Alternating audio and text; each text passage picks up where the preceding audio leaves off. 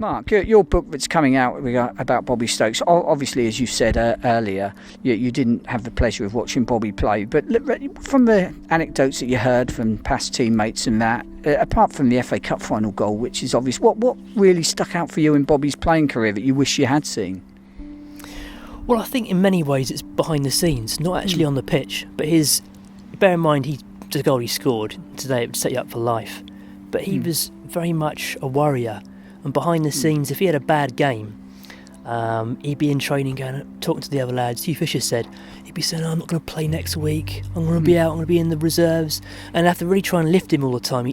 They always felt he should have had more self-confidence for the ability he had.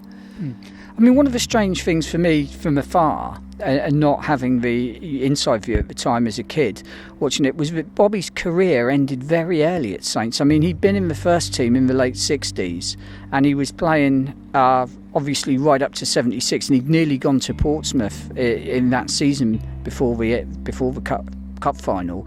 But his career literally ended. He played very few games for Saints after that, and it from being still a decent player, it went down to a season at Pompey and then abroad. I mean, why was that? Did you get any feeling for why that was? Well, I think it was very difficult for him to... The world he woke up on May the 2nd, 76 was just totally different. From being largely unknown outside Southampton, everyone knew him. He got a huge amount of fan mail and he felt a great responsibility to answer it all.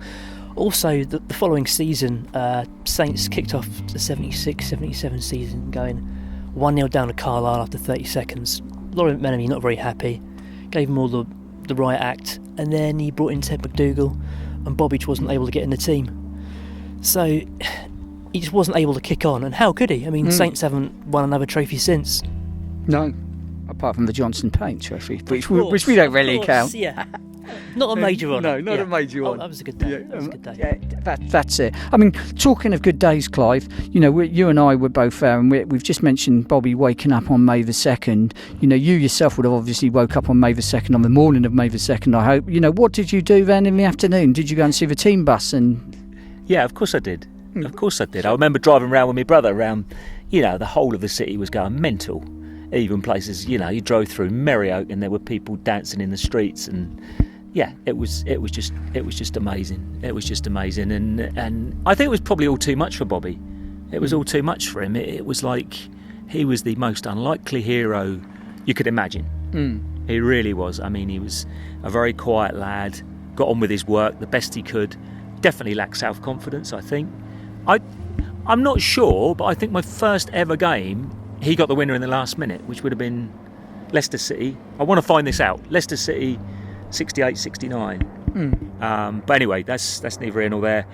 I think perhaps, as well as his goal in the cup final, one of the most important other goals was the equaliser at West Brom. Yeah, I was just about to say that, because they were sick. Some of the team had gone down with sickness, and I think Bobby was one of them. And we were 1-0 down, the clock's ticking down, and Bobby popped up and kept us in the cup.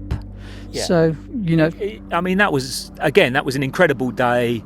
Over 10,000 Saints supporters on the road. I just remember going up the M5 from Tewkesbury, stopped at Tewkesbury services, and the whole service station was Saints. And then all you could see, as far as the eye could see up the M5, was coaches of Saints fans. And the support inside the Smethachem was just unbelievable. And it looked like it wasn't going to be our day. They got the goal early in the second half, and time was running out. I remember looking at my watch and thinking, oh God, we're not going to go out here with all these fans, but it was such a moment. I can actually freeze that moment in my head and see the ball going in exactly the same as I can in the final, and it was quite in a way a little bit of a similar goal. He probably didn't catch it right, but it just fantastic moment. So of course we walloped West Brom 4 back here at the replay. 4-1? 4-0, wasn't it? Was it 4-0? 4-0, I think. Gilchrist got a very good goal that night, I remember. But anyway, no, it was that one moment at West Brom, to me, it's one of those things in your head when you think, this is our year. This is our year. And everything was against us that day. Everything was against us. West Brom were a decent second division team, 1-0 up. They had the crowd was nearly 37,000, so it was a pretty packed Hawthorns, and fantastic. Hello, I'm Mark Sanderson, and I'm giving one ugly inside reader the chance to win a copy of my book about Bobby Stokes.